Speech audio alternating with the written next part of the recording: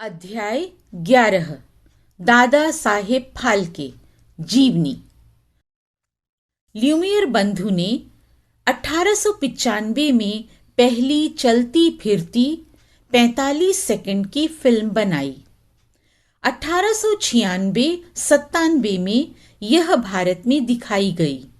इसके लगभग 15 साल बाद 1910 में मुंबई बंबई के अमेरिका इंडिया पैलेस में द लाइफ ऑफ क्राइस्ट दिखाई जा रही थी। घुंडीराज फाल्के भी थिएटर में बैठकर फिल्म देख रहे थे। फिल्म देखते देखते ही उन्होंने अपने मन में निश्चय कर लिया कि वे भी भारतीय धर्म से जुड़े चरित्रों को इस रुपहले पर्दे पर उतारेंगे। घुंडीराज गोविंद फाल्के का जन्म 30 अप्रैल 1870 को नासिक जिले के त्र्यंबकेश्वर गांव के एक ब्राह्मण परिवार में हुआ था। घुंडीराज को चित्रकला, नाट्य अभिनय और जादूगरी में विशेष रुचि थी। 10वीं की परीक्षा उत्तीर्ण करने के बाद घुंडीराज ने मुंबई के सुप्रसिद्ध कला विद्यालय जे स्कूल ऑफ आर्ट्स में प्रवेश ले लिया। यहाँ उन्होंने ललित कलाओं का प्रशिक्षण लिया। इसके बाद उन्होंने बड़ौदा के कला भवन में छायांकन का प्रशिक्षण लिया और फिल्म प्रोसेसिंग की तकनीक के बारे में जानकारी प्राप्त की। The life of Christ film देखकर घर लौटे फाल्के सारी रात नहीं सो पाए। इधर उधर करवटें बदलते हुए ही रात काट दी। पत्नी सरस्वती बाई फाल्के ने बेचैनी का कारण पूछा तो अगले दिन पत्नी को भी सिनेमा दिखाने ले गए। फिल्म खत्म पर सरस्वती बाई ने पूछा, ये तस्वीरें चल कैसे रही थीं?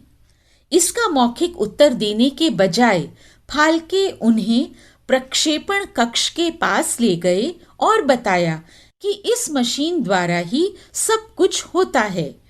अब फाल्के घर में तभी चैन से बैठते थे जब मुंबई के सिनेमा घरों में लगी फिल्में देख चुके होते थे। घर लौटकर वे उन सभी फिल्मों का विश्लेषण करते और यह सोचते कि क्या ऐसी फिल्में यहाँ भी बनाई जा सकती हैं? क्या हमारे देश भारत में भी यह उद्योग फल फूल सकता है? इस नई तलाश में जुटे रहे फाल्के हर दिन कोई न कोई प्रयोग करते रहे। लंदन में छपने वाली सिनेमा संबंधी पत्रिकाएं मंगाने लगे। धीरे धीरे घर की चीजें बिकने लगीं। उनकी जगह सिनेमा उपकरणों की मूल्य सूचियां, सिनेमा संबंधी पुस्तकें और प्रयोगों की सामग्री का अंबार लगने लगा। लगातार फिल्में देखने से, अनिद्रा और प्रयोगों में जुटे रहने से उनकी आंखें थकने लगीं और दिखना लगभग बंद हो गया। आंखों के कॉर्निया में अल्सर हो गया था। 1 वर्ष तक डॉक्टर प्रभाकर के इलाज के बाद आंखों में रोशनी वापस लौटी। बीमारी के दौरान ही उन्होंने एक नया और सही तरीका ढूंढ लिया था। बीमारी से उठने के बाद उन्होंने एक मटर का दाना खुले गमले में बो दिया और लगातार उसके अंकुरण और विकसित होने के चित्र लेने लगे। एक दिन जब पौधा पूरा उग आया तो फाल्के की पहली फिल्म मटर के पौधे का विकास भी बनकर तैयार हो गई। इस फिल्म को देखने के बाद एक नाडकर्णी नाम के व्यापारी मित्र ने सूद पर पैसा देने का प्रस्ताव रखा ताकि लंदन जाकर फिल्म निर्माण संबंधी उपकरण लाए जा सकें। फाल्के लंदन से छपने वाली बाइस्कोप पत्रिका मंगाया करते थे। फरवरी 1912 में लंदन पहुंचने पर इसी पत्रिका के संपादक कै बाउर्न ने उपकरणों की खरीदारी में फाल्के की मदद की और एबीसी ऑफ सिनेमैटोग्राफी के लेखक सेसिल हैपवर्थ से मिलवाया। उन्होंने फाल्के को फिल्म निर्माण का प्रशिक्षण दिया। 1 अप्रैल 1912 को फाल्के एक विलियमसन कैमरा, फिल्म धोने और मुद्रित करने के उपकरण, कच्ची फिल्म और एक परफोरेटर के साथ हिंदुस्तान लौट आए। इस उद्योग में फाल्के के सबसे पहले सहायक थे उनके परिवार के सदस्य। फिल्म परफोरेटर का काम उनकी पत्नी सरस्वती ने संभाला। उस समय फिल्म की जो पट्टी मिलती थी उसमें एक ओर छेद करना होता था। आधे इंच की फिल्म पट्टी को घुप अंधेरे में रखकर छेद करने का काम आसान नहीं था। रोशनी की एक किरण भी यदि पड़ जाए तो फिल्म को खराब कर सकती थी और एक भी छेद गलत हो जाने से फिल्म कैमरे में या प्रोजेक्टर में फंस सकती थी। जगह की कमी होने के कारण रसोई का काम निपटाने के बाद रात को वही रसोई डार्क रूम के रूप में प्रयोग की जाती थी। फाल्के ने पहले एक छोटे बजट की फिल्म राजा हरिश्चंद्र बनाना तय किया। उस समय के नाटकों में भी स्त्री पात्रों की भूमिका स्त्रियों से ही कराना चाहते थे, जो हो ही नहीं सकता था।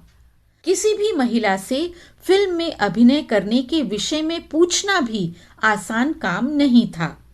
फाल्के जब एक रेस्तरां में बैठे थे तभी उन्हें उसी रेस्तरां में काम करता हुआ एक युवक दिखाई दिया जो बावर्ची का सहायक था। उस युवक के कोमल अंगों और पतली उंगलियों को देखकर फाल्के ने उसे अभिनेत्री बनाने का निर्णय लिया। बाद में लंका दहन फिल्म में सालुंके नाम के इस युवक ने सीता और राम दोनों की भूमिकाएं अदा की। उस समय सालुंके देश का सबसे लोकप्रिय अभिनेता और अभिनेत्री बन चुके थे। राजा हरिश्चंद्र के फिल्मांकन के लिए पति पत्नी ने जी तोड़ मेहनत की। दिसंबर 1912 में मानसून के बाद मुंबई के दादर इलाके में इस फिल्म का काम आरंभ हुआ। दिन भर फिल्म की शूटिंग चलती और सभी काम करने वालों के लिए खाना बनता। रात को फिल्म को प्रोसेस करने और संपादन का काम किया जाता। रात दिन लगकर 6 माह में फिल्म तैयार कर दी गई। फाल्के ने 21 अप्रैल 2013 को मुंबई के ओलंपिया सिनेमा में राजा हरिश्चंद्र का पहला शो गणमान्य नागरिकों और प्रेस के प्रतिनिधियों को दिखाया। इस परिपाटी का पालन भारतीय सिनेमा आज भी कर रहा है। 3 मई 1913 को कोरोनेशन थिएटर में फिल्म का नियमित प्रदर्शन आरंभ हुआ। यहाँ यह लगातार 23 दिन तक चली, जो अपने आप में एक रिकॉर्ड था। उस जमाने में कोई भी फिल्म 4 या 6 दिन से ज्यादा नहीं चलती थी। अब फाल्के के मित्र उनकी प्रतिभा को पूर्ण रूप से पहचान चुके थे। बरसात के महीने मुंबई में बिताने के बाद 3 अक्टूबर 1913 को दादा साहेब अपना स्टूडियो मुंबई से नासिक ले गए। उन्होंने हाथ से चलने वाली मशीनों द्वारा केवल 8 माह में 3 फिल्में तैयार कर दी थीं। लघु फिल्म पीठाचे पंजे और फिर सावित्री सत्यवान। फाल्के ने अपनी सारी आमदनी स्टूडियो को सुधारने में लगाई थी। तब तक फिल्मों का एक एक प्रिंट ही बनता था, जबकि मांग 20-20 प्रिंटों की होती थी। मांग की पूर्ति के लिए 25-30 हजार रुपए लगाकर विद्युत से चलने वाली मशीनें खरीदना जरूरी था। उनके काम से आश्वस्त होकर उनके मित्र ने भी आर्थिक सहायता की। नए उपकरण खरीदने के लिए फाल्के विदेश गए। अपने साथ अपनी फिल्में मोहिनी भस्मासुर और सावित्री सत्यवान के प्रिंट भी ले गए। वह इनके जरिए विदेश में अपनी भावी सफलता को परखना चाहते थे। लंदन में उनकी फिल्मों को बहुत सराहा गया। ब्रिटिश समाचार पत्रों में छपा कि तकनीकी दृष्टि में ये फिल्में उच्च कोटि की हैं। फाल्के को इंग्लैंड में ही रहकर फिल्में बनाने का आमंत्रण दिया गया, लेकिन फाल्के वापस हिंदुस्तान लौट आए और अपने मानस सुत भारतीय सिनेमा जगत को नई ऊंचाइयों तक ले जाने में जुटे रहे। 1917 में लंका दहन के तैयार होने के बाद इन्होंने कृष्ण जन्म, कालिया मर्दन, लक्ष्मी का गलीचा और बोलती फिल्म गंगा अवतरण बनाई, जो इनकी पहली और अंतिम फिल्म थी। इस प्रकार भारत के पहले फिल्म निर्माता और निर्देशक ने कड़ी मेहनत एवं लगन के साथ इस सफर को पूरा किया। 16 फरवरी 1944 को नासिक में उनका निधन हो गया। आज भी दादा साहब फाल्के को फिल्म जगत में सम्मान के साथ याद किया जाता है। फिल्म हस्तियों को दादा साहेब फाल्के अवार्ड से नवाजा